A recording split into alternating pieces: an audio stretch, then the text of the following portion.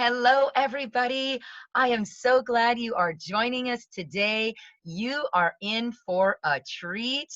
Oh, wow. You guys are never going to believe who I met just last weekend. We are, what are we, March of 2020. And I met an amazing fellow. And a lot of you guys might already know him. William Hung. That's right. After his American Idol audition, William Hung's rendition of She Bangs became famous for all the wrong reasons. Despite a humbling start, William redeemed himself. He has since appeared on Jimmy Kimmel Live and the Ellen DeGeneres Show, and even performed live with Ricki Martin in Las Vegas. William has spent the last 15 years studying the world's top performers and public speakers to uncover their secrets to success. Using what he discovered, he skyrocketed his first studio album, Inspiration, to #1 on the independent Billboard charts.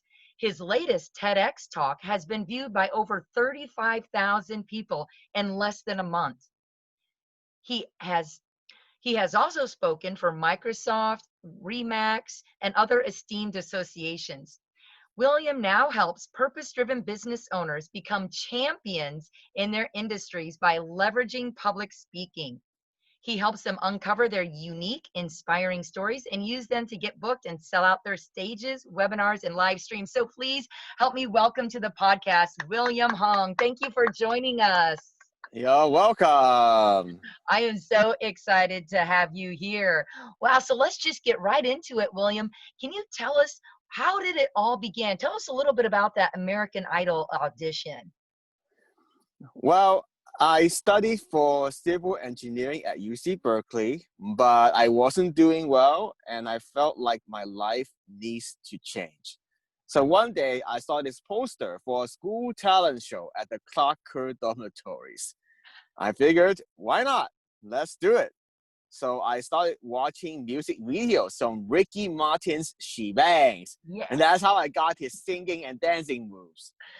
To my surprise, I won. I won a DVD player. Ooh. So that's what gave me the confidence to audition for American Idol. Awesome. Wow. Wow. So tell us, I think most people probably know the story, but for those of them who are listening that might not know quite what happened, tell us real quick what happened and what did you do with this result? Well, so when I auditioned for American Idol, it wasn't easy to get to see the judges, Randy, Paula, and Simon. There were over 3,000 people auditioning that year, but somehow I got through multiple rounds, and I was lucky to see those celebrity judges. And then when I got into the audition room, I didn't know what to expect, but I probably wasn't going to make it because as soon as I began my audition, Randy held this white sheet of paper to cough up his face and giggle throughout the audition. Paula was watching, staring at me, smiling, and then I kept going. She bangs, she bangs. Oh, baby, when she moves, I go crazy. Then Okay. Simon said, thank you, thank you. You can't sing, you can't dance. So what do you want me to say? I said, I already gave my best. I have no regrets at all. Paula said, good for you. That's the best attitude yet. I said, I had no professional training. And Simon goes, no, well, that's the surprise of the century. Oh, yeah, he can be pretty blunt or mean, right? But I guess that's his character, huh? And then Yeah. anything else or what happened next? Well, I just thought I would go back to being a normal student.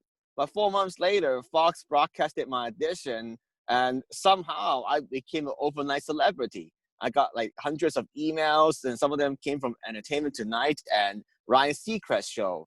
I got mobbed by students. Students asked me like, could I have your picture on autograph?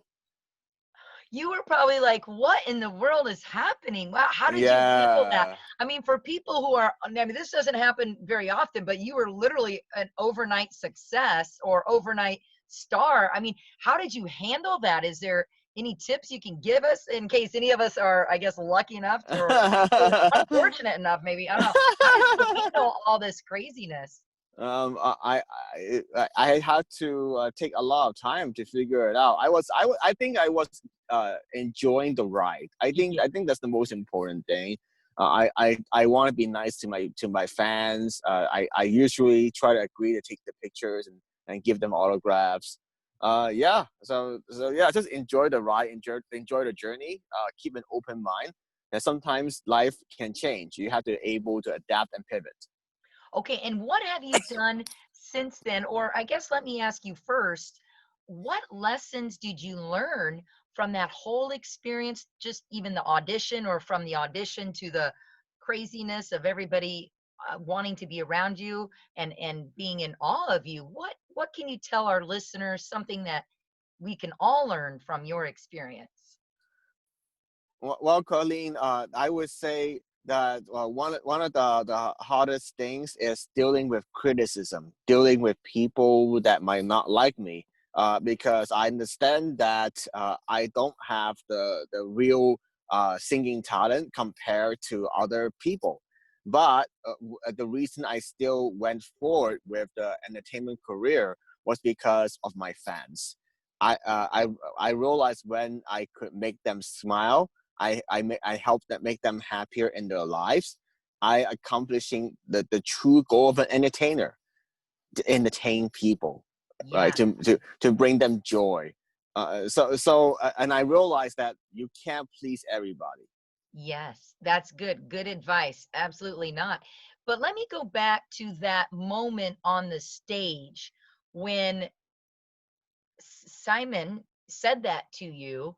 How did you feel? Did you feel embarrassed? Did you still feel happy? Did you say, "Oh, I don't care"? I mean, how did you feel after that? I didn't take it too hard from Simon because I knew that Simon was going to play the mean guy. Hmm. Yeah, that didn't bother me all that much. It bothered. I would say that what bothered me more was a local Fox News anchor, John Beard. He said William Hung was the worst singer ever.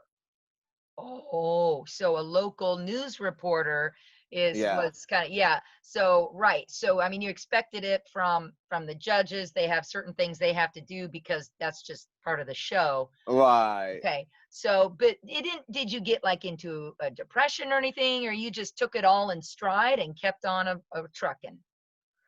I would say that is something that's on the back of my mind.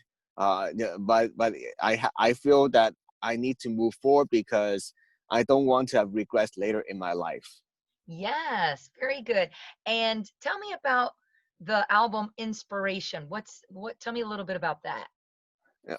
It's mostly cover songs, and of course, it has signature song "She Bangs." Okay. Yeah, and then the couple of original songs. The record company they hire somebody to write a couple of original songs. But what's unique about the album is that there are inspirational messages in between the songs. That's yes, that's what I figured. I'm gonna have to get my hands on that. I haven't got that yet. And awesome. Wow. And when did that come out? It came out back in 2004. Okay, okay. And on your TEDx talk, because this, this is all about personal development and Of course. professional development. So for our listeners, I'm curious, what was your TEDx talk about? Well, I actually did two. So I did one in 2018 and 2019. The 2018 and 2019, they are similar, but they are somewhat different. The first one is more like how you can become a champion in your life. The Uh-huh. second one is more about like how American Idol make me more resilient, how you can choose to be happy. So they are related, but I think the second one is more, it goes deeper about the emotion, because I shared a story about my high school teaching experience, as I got out of my entertainment career, try to find a stable job. So it has a different angle to it. Okay, very good. And like you said, why, let me ask you this. The time between you auditioned and the time that you came out with your album, how much time was there? Like you said, you were resilient. How much time did you have in between? Well, in terms of the American Idol audition and the album, it was a pretty quick turnaround. It It was less was? than four. Yeah, they broadcast it in January, and then the album came out maybe like March or April. Wow. So the record company was smart. They wanted to put it out there as soon as possible, even before Fantasia was the eventual winner. Really? So Yes, the record company took advantage of the hype that was probably going on, right, with you? yes, Yeah.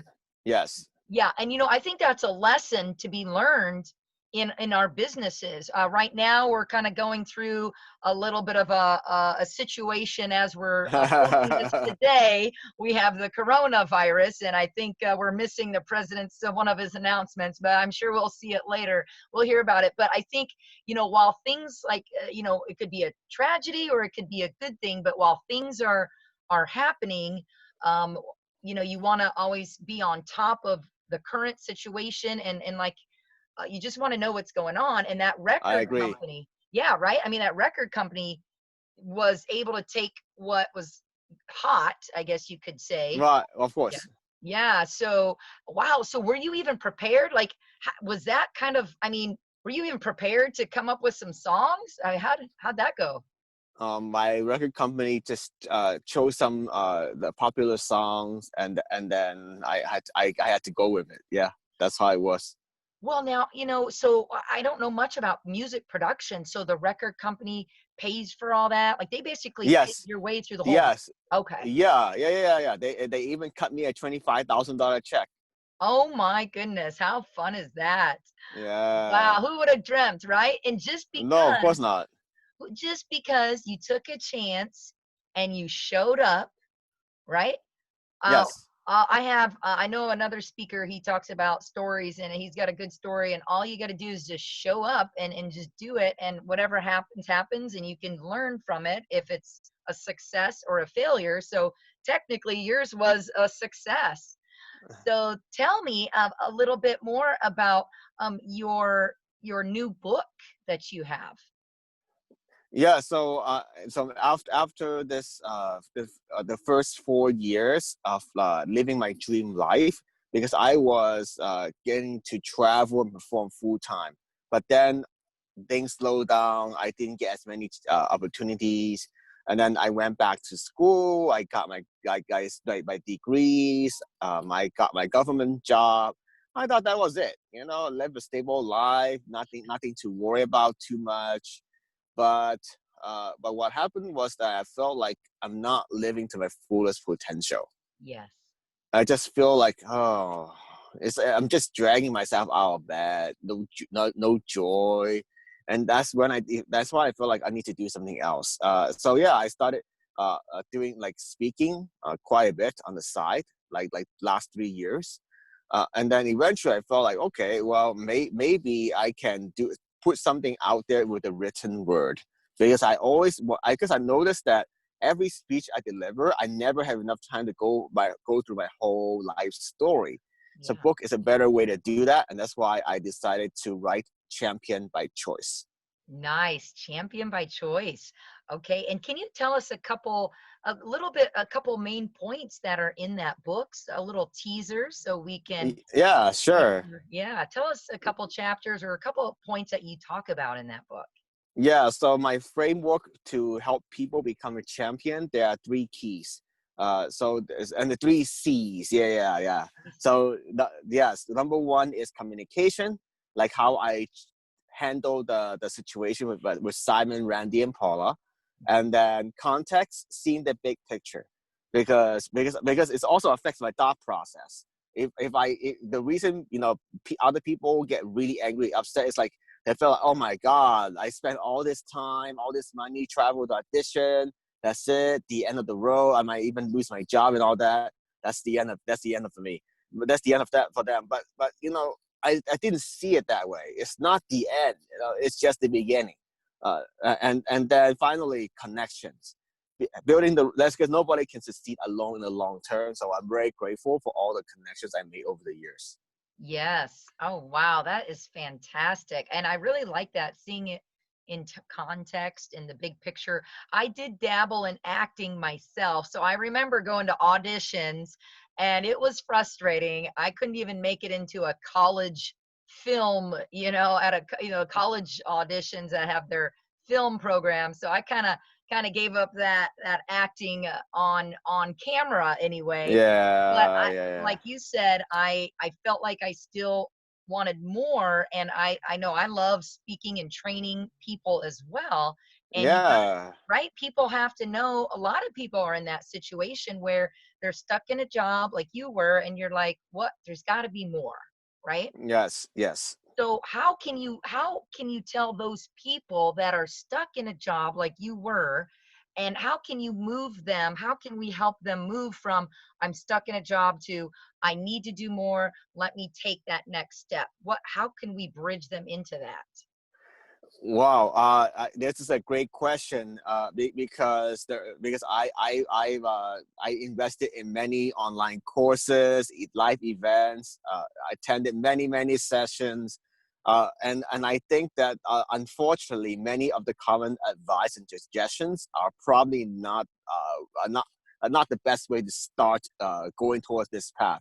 It's not the best way to start your coaching or consulting business, because a lot of the common advice out there, they will tell you that you need this fancy website, you need this great funnel, you need to have all these social media posts every single day, you Yeah. need to doing showing up at all these networking events, and then you need to not sleep and just forget about your rest of your life.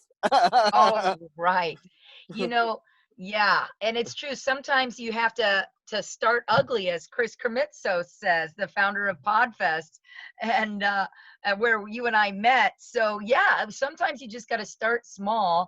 And I agree with you. You went to a lot of these trainings, whether they were online or you went to these other places, and Yeah, I'm not sure what they told you, but I know when I go to these events, these are yeah, helpful for me because you're educating yourself and you're making right, strategic connections. And yeah. that's how my whole thing actually started, by going to the first personal development, and it's just yeah. And so I think connections on doing that and getting yourself out there, right? Now, William, would you say that maybe you were inspired when you were going to these events, and that kind of helped push you to say, okay, I need to move up? Would you say that might have happened? No, no, no. What I was trying to say is that all those things, like the marketing, the networking, they do matter, but it's not where you're supposed to start. Okay. That's not how I got traction. Okay, how did For you my get speaking okay, coaching. how Yeah. did you get traction? The way I got traction is to just talk to people one on one, ask them, learn more about the problems they are struggling with, and then position myself as someone that could help them by uncovering their stories or framing their stories the right way. And that's how I got my first paying clients. Okay, so yeah, so you didn't even have anything official. You probably didn't Not you didn't yet. have like a website, you didn't I did have it. I do have it, but okay. it wasn't.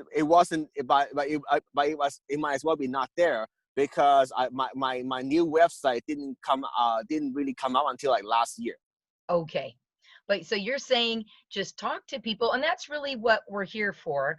If you're looking to get into coaching and speaking, like you said, or just sales in general, we want Yeah. to find out what people's pain points are, how we can help them. And then, Yes. like you said, that's how you got started, one person at a time, right? Yeah, yeah, yeah, because I want to fully address your question because it's a great question. Like let's say you have a job that you're not happy with. Uh-huh. So what you can do is you start off as a side hustle. You know, you work with one or two or few clients at a time, and then eventually you can grow and expand. Yes, yes. Okay, good.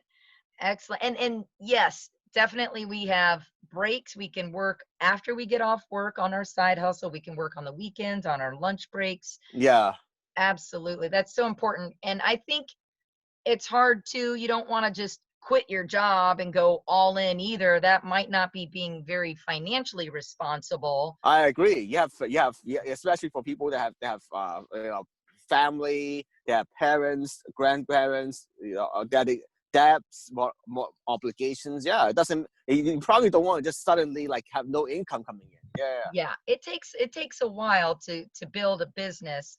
So let's see here. I wanted to ask you one more question about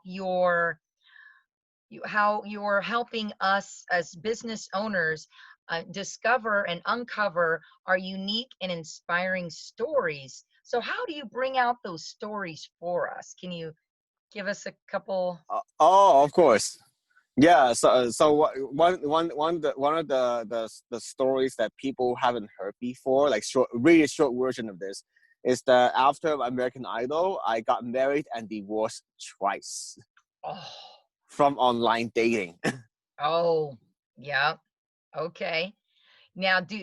So that's an interesting story. Now, would you feel like that was because you were in that stardom thing and maybe you were attracting these people for the wrong reasons, or what do you think happened there?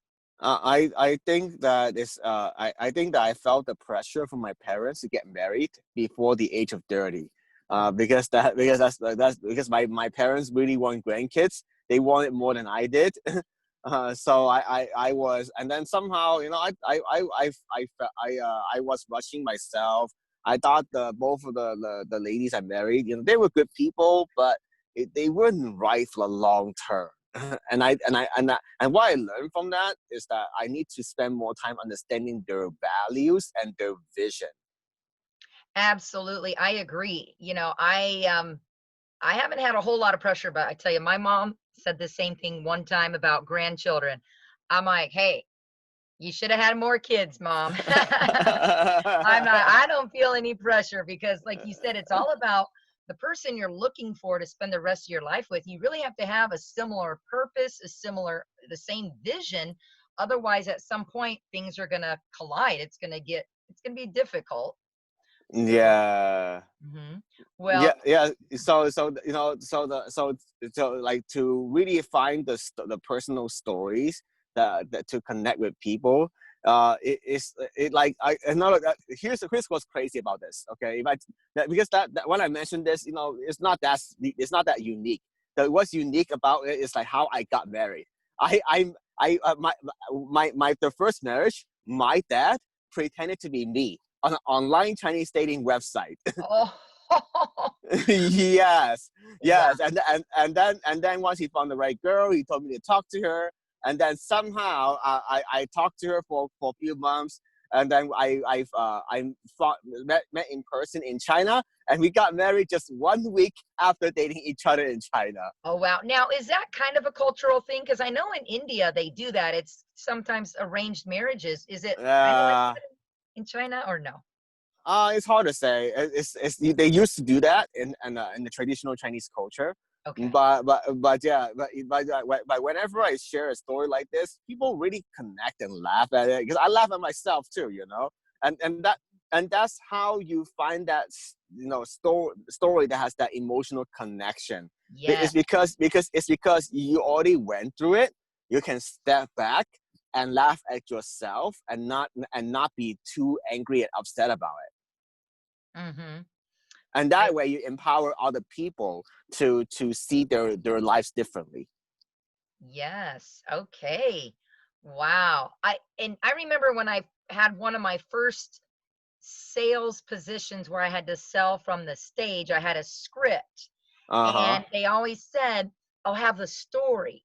And I didn't have a story. They're like, just use somebody else's story because I don't want to lie. And I had to like, Yeah.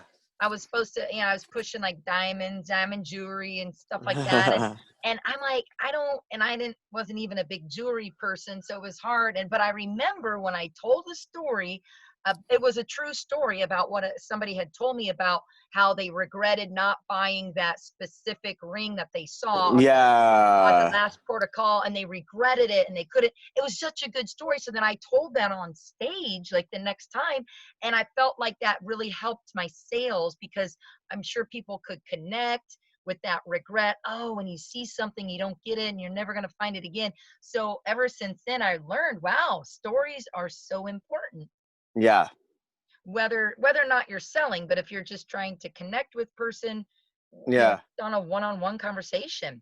All right, Yeah. well, thank you. Wow, any last words that you want to add, or any favorite quotes or anything you would like to tell our listeners? Well, I love this quote from Martin Luther King Jr.